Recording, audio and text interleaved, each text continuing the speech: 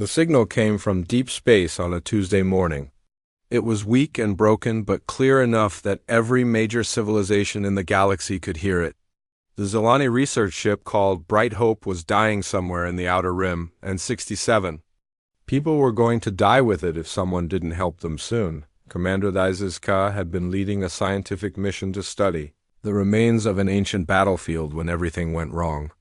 Her ship's engines had failed while passing through a debris field left over from a war that ended 1,000 years ago. The explosion had damaged their life support systems and killed 3 crew members instantly. Now they were trapped between 2 massive asteroids with no way to escape. The distress beacon sent out the same message over and over again. It told anyone listening about their location, how many people were trapped, and how long they had before their air ran out. The message was translated into every major galactic language and broadcast on all emergency frequencies. Someone would come to help them, Daiziska told her crew. Someone always came, but as the hours turned into days, no one came, the Aldari. Council received the signal first since their space was closest to the debris field. They were an old race that valued careful thinking above all else. When the emergency meeting was called, 300 representatives gathered to discuss what should be done. The debate lasted for 6 days. Some representatives wanted to send a rescue ship immediately. Others worried about the political problems that might come from helping the Zilani, who were not part of their alliance. Most were concerned about the danger. The debris field was filled with old quantum mines that could destroy any ship that got too close. The Aldari had lost 2 vessels in that area 50 years ago and had declared it off-limits ever since. In the end, they voted to send a message of sympathy to the Zilani government, but no rescue ships. The risk was too great for their people to handle. The crystalline Vaxen heard the signal next. They were a strange race that looked like living gemstones and cared only about finding rare minerals to add to their vast collections. The Vaxen leaders met in their crystal caves deep beneath their homeworld surface and discussed the distress call for exactly 17 minutes. The Zilani ship was in a debris field with no valuable minerals, they decided. The rescue would cost resources that could be used to search for new crystal formations instead. They transmitted a brief message saying they were too busy with important work to help and went back to their mining operations. The Kepler Federation was known throughout the galaxy for being peaceful and kind. They had helped many species over the centuries and prided themselves on their humanitarian work. When they received the distress signal, their leaders immediately wanted to help, but the Federation had a problem. All of their ships were designed for peaceful missions like trade and exploration. They had no military vessels that could handle the dangerous debris field where the Zilani were trapped. Their rescue ships were too fragile to survive the quantum mine explosions, and their exploration vessels lacked the shields needed to push through the asteroid field. The Federation spent 3 days trying to find a solution. They contacted their allies asking to borrow military ships. They looked for civilian contractors who might have stronger vessels. They even considered hiring mercenaries to attempt the rescue. But every option they explored would take weeks to organize, and the Zilani only had days left to live. With heavy hearts, the Federation leaders decided they could not help. They sent supplies to the nearest Zilani colony as a gesture of goodwill and promised to help with the recovery efforts once the crisis was over, one by one. Every major civilization in the galaxy found reasons to ignore the distress call. The Mordic Empire was too busy fighting a border war with the Helix Collective. The Silicon States claimed their computer minds calculated the rescue as impossible. The Wanderer clan said they were too far away to arrive in time. Some species offered prayers for the trapped crew. Others sent messages of support to the Zilani government. A few promised to name asteroids or space stations after the lost ship once the crisis ended. But none of them sent rescue ships. On Earth, things were different. Captain Jake Morrison was working the night shift at Terran Deep Space Command when the translated distress signal appeared on his screen. He read it 3 times to make sure he understood what was happening. 67 people were going to die unless someone helped them, and so far no one was willing to try. Morrison had been in space for 20 years and had seen enough death to know that every life mattered. He didn't care that the Zilani were aliens or that their government had no formal relationship with Earth. He didn't worry about the political problems that might come from getting involved in other species' affairs. All he saw was people in trouble who needed help. He called his superior officer, Admiral Kate Roberts, at her home, even though it was 3 a.m. Roberts listened to Morrison's report without interruption and asked only one question when he finished. "How long do we have?" She said, 4 days, maybe 5 if they're lucky, Morrison replied. "Then we launch in 6 hours, Roberts decided.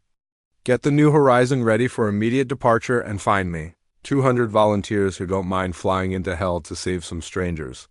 Morrison smiled as he hung up the phone. This was why he loved serving with humans. Other species might spend weeks debating and calculating risks, but humans saw a problem and fixed it. It was that simple. Within 2 hours, the heavy cruiser New Horizon was being loaded with supplies for an extended rescue mission. The ship was one of Earth's newest vessels, built tough enough to survive combat and fast enough to cross the galaxy in days instead of weeks. More importantly, it had the kind of heavy shields and cutting tools that might be able to handle a debris field full of quantum mines. Captain Morrison stood on the bridge as his crew prepared for departure. They all knew what they were flying into. The debris field had destroyed ships before, and the rescue would be dangerous even by human standards. But not one person had refused to volunteer when they heard about the mission. "Sir, we're ready to launch," reported his second-in-command, Commander Lisa Parker. Morrison nodded and gave the order that would send them racing across the galaxy toward 67 strangers who needed their help. "Take us out," he said, "and set course for the rim. We've got people to save." The New Horizon dropped out of hyperspace at the edge of the debris field 3 days after leaving Earth. Captain Morrison stood on the bridge looking at a sight that would have made most alien commanders turn around and go home. Twisted metal and broken asteroids stretched as far as their sensors could reach, creating a maze of death that had claimed dozens of ships over the centuries. "Jesus Christ," whispered Lieutenant Ben Carter from the sensor station. "How big is this thing?" "The debris field extends for roughly 2 million kilometers in all directions," reported Science Officer Amy Rodriguez. "I'm reading quantum energy signatures throughout the area, which means the old mines are still active. One wrong move and they'll blow us to pieces." Morrison studied the tactical display showing the location of the Zilani ship. The Bright Hope was deep inside the field, wedged between 2 asteroid fragments that were each larger than a small moon. Getting to them would require threading their way through a constantly shifting maze of debris while avoiding mines that could vaporize their ship in seconds. "Sir, I'm detecting the Zilani vessel," Carter announced. "Hull integrity appears to be holding, but their life support readings are critical. They've got maybe 8 hours of air left, and that's if nothing else goes wrong." Commander Lisa Parker moved to Morrison's side and spoke quietly so the rest of the crew couldn't hear. "Jake, this is worse than we thought. The gravitational forces in there are constantly changing as the asteroids move around. What looks like a safe path now could become a death trap 5 minutes later." Morrison nodded but kept his eyes on the display. "What's our best approach?" Chief Engineer Steve Walsh looked up from his console where he had been running calculations for the past hour. "The safest way would be to send small drones ahead to map a route through the debris.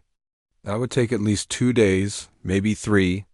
Then we could follow their path and reach the Zilani ship with minimal risk." "They don't have 2 days," Morrison said flatly. "No, sir, they don't," Walsh agreed.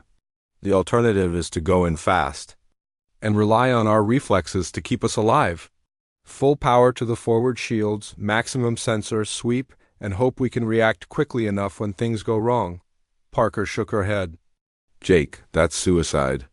No one flies through a quantum minefield at full speed.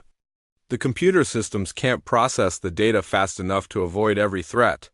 "Then we don't rely on computers," Morrison decided. "We do this the human way.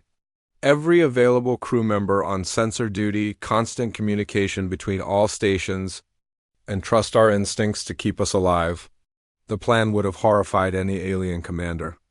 Where other species relied on careful protocols and automated systems, Morrison was asking his crew to fly by feel through one of the most dangerous regions in known space. But his people understood what he was asking and why it was necessary.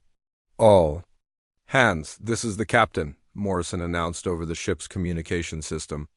"We're going into the debris field to rescue the Zilani crew.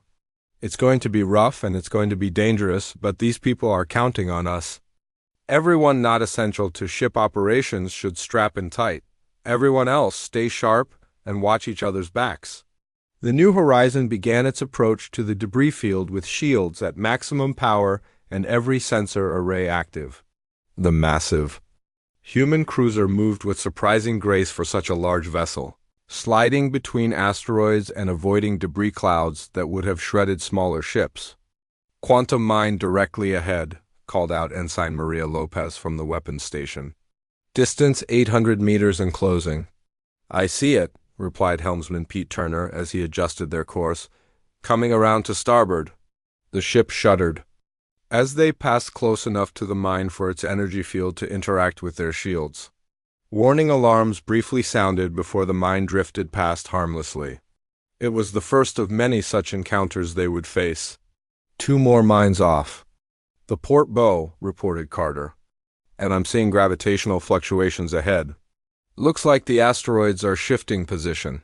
Morrison watched as 2 house-sized chunks of metal slowly rotated around each other in a deadly dance. The gap between them was just wide enough for the New Horizon to pass through, but only if they timed it perfectly. Too early and they would crash into the first asteroid, too late and the second one would crush them.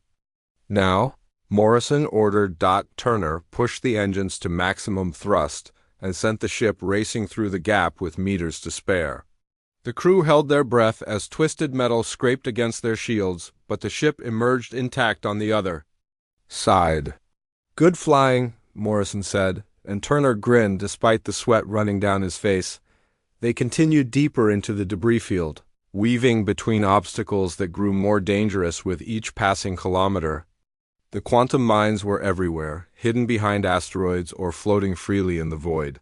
Some were as large as shuttlecraft, while others were no bigger than baseballs. But all of them could destroy the New Horizon if they got too close.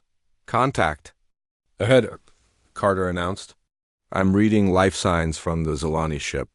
On the main screen, the Bright Hope appeared wedged between 2 massive asteroid fragments like a toy caught in a closing fist. The alien vessel was much smaller than the New Horizon and appeared to be held in place by gravitational forces that could crush it at any moment. "Can we get close enough for a standard docking procedure?" asked Parker. Rodriguez shook her head. As she studied the sensor readings, "The clearance is less than 3 meters on all sides, and those asteroids are constantly moving. Any attempt to dock normally would probably get both ships destroyed." Morrison studied the situation carefully. The Zilani ship was trapped in a space barely large enough for the New Horizon to maneuver, surrounded by debris that could shift without warning. Getting their people out would require a different approach entirely. "We use the maintenance pods," he decided. "Small teams go in on EVA suits and manually extract the survivors. It'll take longer, but it's the only way to reach them safely." The plan meant sending human crew members in tiny maintenance pods through the same debris field that was threatening to destroy their main ship. Each pod could only carry 4 or 5 people at a time, which meant multiple trips through increasingly dangerous conditions to rescue all 67 Zilani. "Sir, those pods weren't designed for this kind of work," Walsh protested.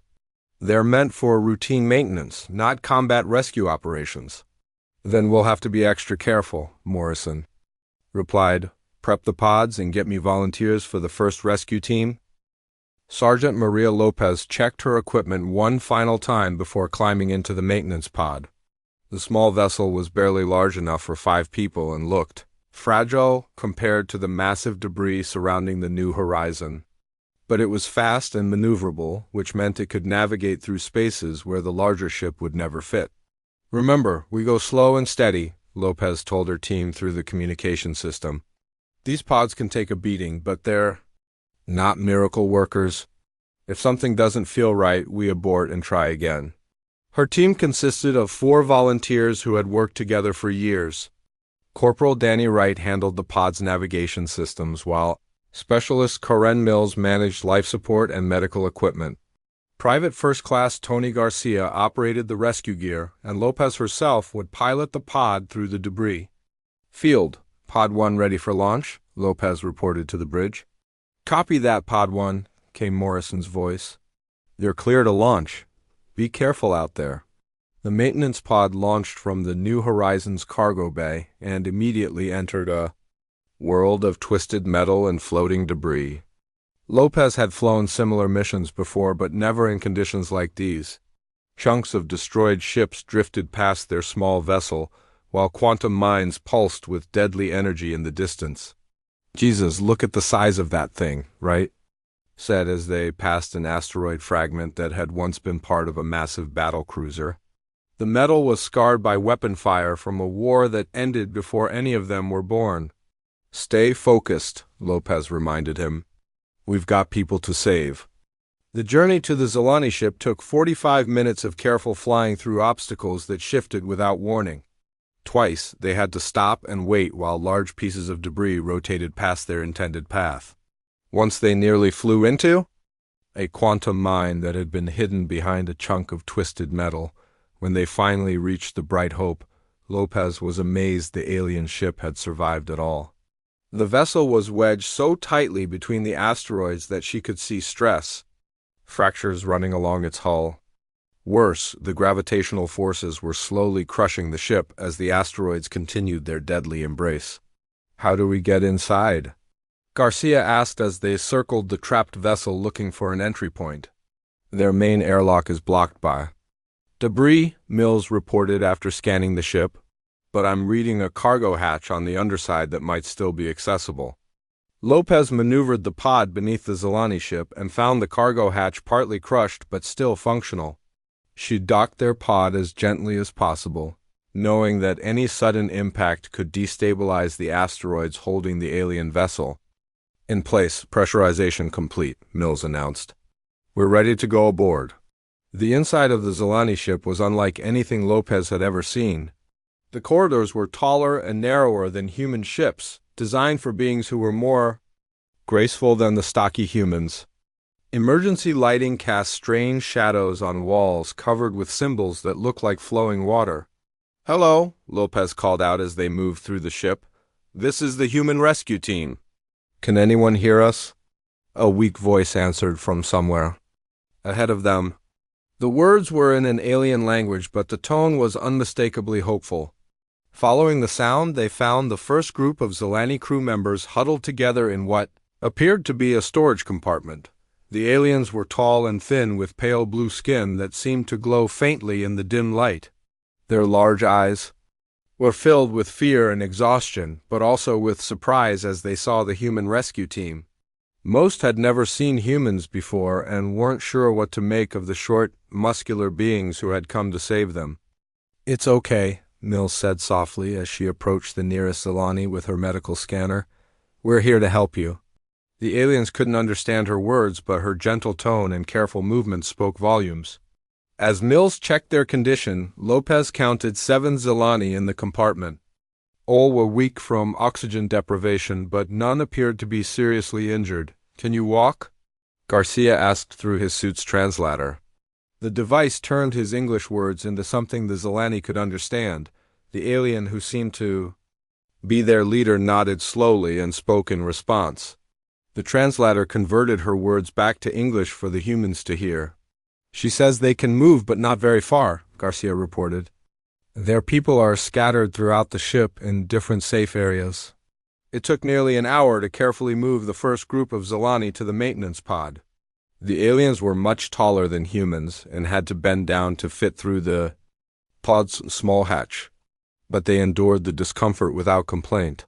Grateful to be leaving their dying ship, the trip back to the New Horizon was tense because the pod was now carrying 11 people in a space designed for 5. Life support systems strained to provide enough air for everyone while Lopez navigated carefully to avoid jolting her passengers. Zilani watched everything with wide eyes, amazed by the humans' casual confidence in such dangerous conditions. Pod. One returning with 7 survivors, Lopez reported as they approached the new horizon. All are in stable condition but need immediate medical attention. Dr. Kevin Brown was waiting in the cargo bay with a full medical team when the pod docked. The Zilani were transferred to the ship's medical facilities where they received oxygen treatments and nutritional supplements to help them recover from their ordeal. Commander Parker met Lopez as she prepared for the second rescue trip. "How many more are still trapped?" she asked. "At least 60, Lopez replied. "They're scattered in groups of 5 to 10 throughout the ship. Some are in sections that are harder to reach than others. The asteroids are getting worse," Parker warned.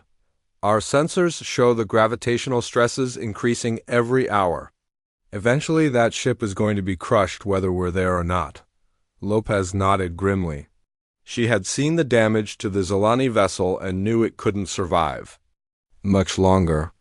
But there were still people aboard who needed help, and that was all that mattered to her. "Then we better work faster," she said as she climbed back into the maintenance pod. The second trip took longer, because they had to reach survivors in a different part of the ship. The corridor leading to them was partially blocked by debris from earlier hull breaches, forcing the rescue team to climb over twisted metal and squeeze through gaps barely wide enough for a human body. When they found the second group of Zilani, Lopez discovered that 3 of them were injured from falling. Debris? Mills worked quickly to stabilize their wounds while Garcia and Wright figured out how to move injured aliens who were too weak to walk on their own. It took 2 hours to extract the second group and get them safely back to the new horizon. Then the asteroids had shifted enough that new stress fractures were appearing in the Zilani ship's hull. Time was running out faster than anyone had hoped. By the 14th hour of the rescue operation, 49 Zilani had been safely brought aboard the new horizon. The human rescue teams had made trip after trip through the debris field, each journey more dangerous than the last as the asteroids continued their slow collapse around the trapped alien ship. But 18 survivors still remained in the deepest sections of the Bright Hope, and time was running out. Captain Morrison stood in the medical bay watching Dr. Brown treat the rescued Zilani. The aliens were recovering well thanks to human medical equipment, but their large eyes held a mixture of gratitude and worry for their crewmates still trapped aboard their dying vessel. "Captain," Commander Parker called from the bridge communication system, "you need to see this." Morrison returned to the bridge where Parker was studying the latest sensor readings with a grim expression. The tactical display showed the asteroid formation around the Zilani ship, and the situation was worse than they had feared. "The gravitational stresses are reaching critical levels," Science Officer Rodriguez explained. "The asteroids are moving closer together every hour. At the current rate, the Zilani ship will be completely crushed within 6 hours, maybe less." Lieutenant Carter looked up from his console with concern. "Sir, we've also got problems with our maintenance pods. 3 of them have suffered minor hull breaches from debris impacts, and Pod 4 has a damaged thruster that makes it unsafe." For rescue operations, Morrison studied the data carefully. They had rescued 49 people using tactics that most alien species would consider insane. By any reasonable measure, it was an incredible success that should be celebrated. But 18 Zilani were still alive on that ship, sending weak distress signals that the humans could hear through their communication systems. "What about using the ship's cutting beam to widen the approach?" suggested Chief Engineer Walsh. "We could carve out more space around the Zilani vessel and maybe buy ourselves some time." Parker shook her head.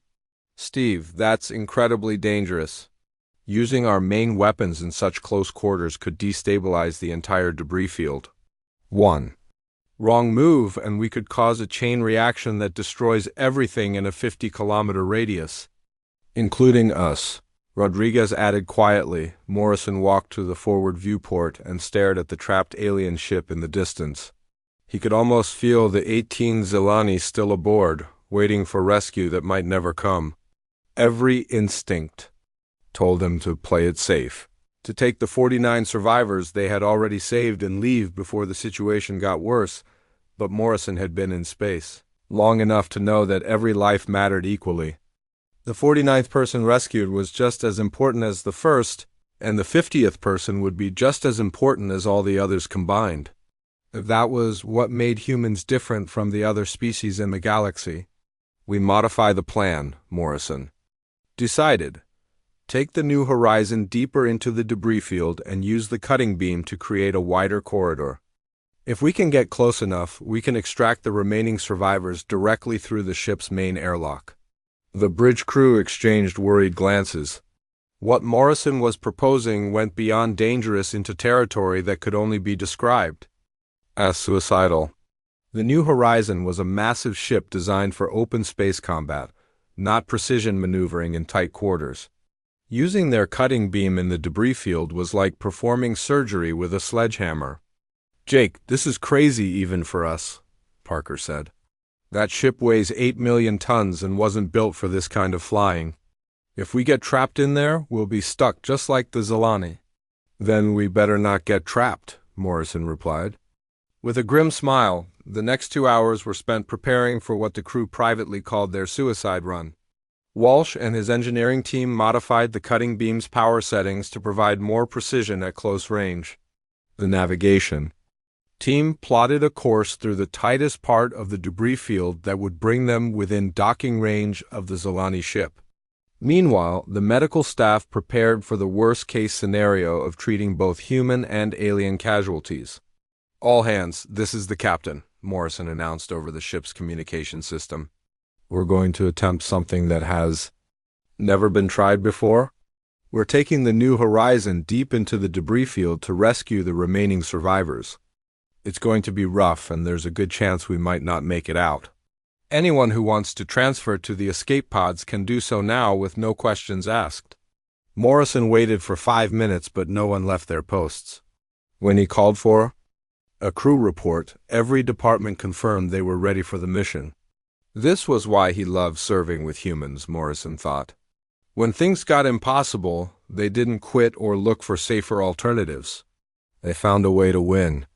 "Take us in," Morrison ordered. The New Horizon began its approach to the debris field's most dangerous section with all shields at maximum power and the cutting beam charged and ready. The massive ship moved slowly at first, feeling its way between obstacles that could crush it like an empty can. "Cutting beam ready," reported Weapons Officer Lopez, who had been promoted after her successful rescue missions. "Target the large asteroid fragment blocking our path."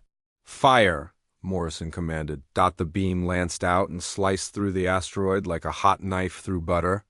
Chunks of rock and metal tumbled away in all directions, creating a temporary corridor just wide enough for the New Horizon to pass through. But the debris was already starting to drift back together, giving them only minutes to make their approach. "Forward thrust, maximum burn," Morrison ordered. The ship surged forward through the gap with meters to spare on either side. Warning alarms sounded as debris scraped against their shields, but the New Horizon pushed through without major damage. They were now deeper in the debris field than any ship their size had ever gone before. "Second obstacle ahead," Carter reported. "Another asteroid cluster blocking our path to the Zilani ship." "Cut through it," Morrison said without hesitation. Again the cutting beam fired, carving a path through obstacles that would have stopped any other rescue attempt. The New Horizon continued its dangerous journey deeper into the collapsing debris field, guided by human determination and a refusal to accept that some rescues were impossible. "Contact," Carter announced. "The Zilani ship is directly ahead, distance 2 kilometers. On the main screen, the Bright Hope appeared larger than before, but in much worse condition. New stress fractures covered its hull in several sections. Had already collapsed completely. The ship was dying faster than anyone had predicted. "Can we dock?" Morrison asked.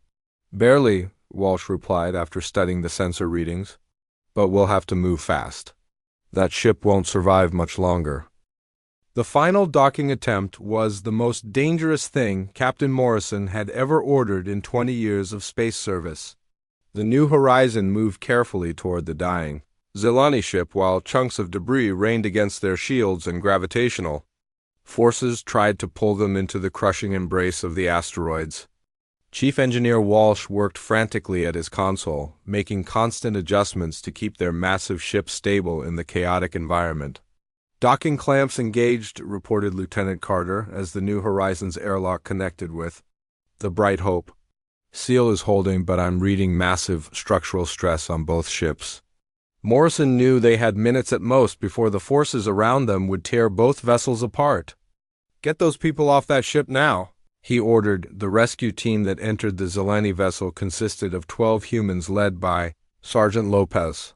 They moved quickly through corridors that were collapsing around them, following the weak signals from the remaining 18 survivors. The alien ship groaned and shuddered with each passing second as the asteroids continued their deadly squeeze. "Found them," Lopez reported over the communication system. "They're trapped in the engineering section behind a collapsed bulkhead. We're going to need cutting tools." The final group of Zelani had taken shelter in the deepest part of their ship when the hull breaches began. A falling support beam had blocked the only exit, leaving them with no way to reach the rescue teams. Worse, several of them were injured and couldn't move without help. "How long to cut through?" Morrison asked. 10 minutes minimum, Lopez replied. "This bulkhead is reinforced and our portable cutters aren't designed for this kind of work." Morrison looked at the sensor readings showing the asteroid formation around them. The gravitational stresses were increasing every minute and both ships were already showing signs of structural failure. They didn't have 10 minutes. "Use explosives," Morrison decided. "Sir, that could bring down what's left of this ship," Parker warned. "Then we better work fast," Morrison replied. The explosive charges were small but precisely placed to punch a hole through the bulkhead, without causing a complete structural collapse. When they detonated, the blast echoed through both ships and caused new alarms to sound on the New Horizons bridge. "Breach successful," Lopez reported. "Moving to extract survivors now." The final 18 Zelani were in worse condition than the others. 3 had been injured when the bulkhead collapsed and could barely walk. 2 more were unconscious from oxygen deprivation and had to be carried by the human rescue team. The rest were weak but able to move with assistance. Getting them through the damaged ship to the airlock took precious time that neither vessel could afford. The Bright Hope's hull was failing faster now, with new breaches opening every few minutes. The New Horizons shield strained against debris impacts that were growing more frequent as the asteroids shifted position. "Last survivor aboard," Lopez finally reported as the rescue team cleared the airlock. "Sealing now." "Disconnect and get us out of here," Morrison ordered, but as the New Horizon tried to back away from the dying Zelani ship, alarms began sounding throughout the bridge. The gravitational forces had shifted while they were docked, and now a massive asteroid fragment was moving directly toward them. "We're trapped," Walsh announced with grim certainty. "That rock is the size of a small moon, and it's going to crush us against the Zelani ship in less than 3 minutes. Morrison stared at the tactical display showing their impossible situation. The asteroid was too large to destroy with their cutting beam and too close to avoid by maneuvering. In 3 minutes, both ships would be reduced to twisted metal scattered across the debris field. "All power to engines," Morrison commanded. "Emergency burn on all thrusters." "Jake, we can't outrun that thing," Parker protested. "It's too big and we're too close." "We're not running from it," Morrison explained as understanding dawned on his face. "We're going through it." The plan was insane even by human standards. Morrison intended to use their cutting beam to carve a tunnel through the approaching asteroid while flying the New Horizon through the hole at maximum speed. If the timing was wrong by even a few seconds, they would crash into solid rock at velocities that would vaporize both ship and crew. "Cutting beam at maximum power," reported Lopez from her weapons station. "Target acquired." "Fire," Morrison ordered. The beam lanced out and began boring into the asteroid's surface, sending sprays of molten rock in all directions. But the massive fragment continued its approach, and the tunnel was forming slowly, too slowly. 30 seconds to impact, Carter announced. The cutting beam continued its work, carving deeper into the asteroid with each passing moment. The tunnel was forming, but it wasn't wide enough yet for their ship to pass through safely. They needed more time that they didn't have. All emergency power to the cutting beam, Morrison commanded. Warning lights flashed as Walsh diverted power from life support, artificial gravity, and non-essential systems to boost the beam's output. The weapon's energy discharge increased dramatically, widening the tunnel faster than before, but it still might not be enough. 10 seconds to impact, Carter warned. Forward thrust, emergency burn.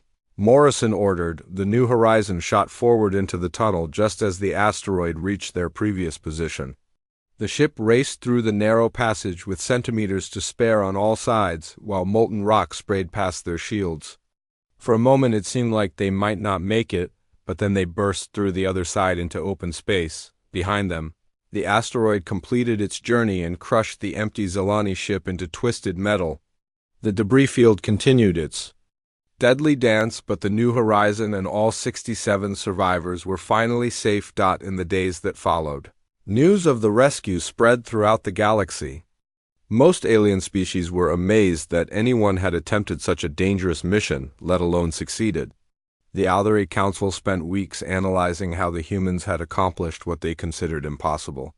The Kepler Federation began designing new rescue ships, based on human engineering principles, but perhaps the most significant change was in how the galaxy viewed humanity itself.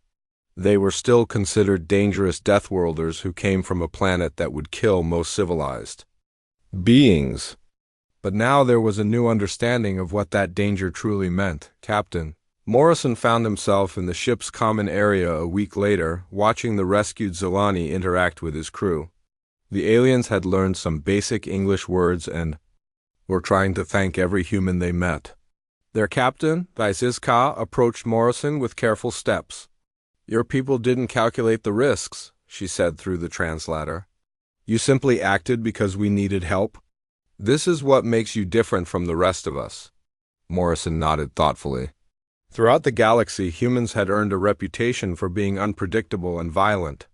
Other species feared their competitive nature and their willingness to fight impossible odds.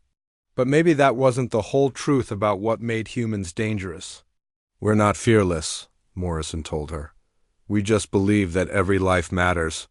When someone needs help, we help them. It's really that simple." As the New Horizon continued its journey back to Zilani space, the rescue's impact continued to spread across the galaxy. The distress call that every civilization had ignored became the message that changed how they viewed the strange species from the dangerous world called Earth from that day forward. When beings across the galaxy faced impossible situations, they would hope for one thing above all else, that somewhere in the darkness, a human ship was listening.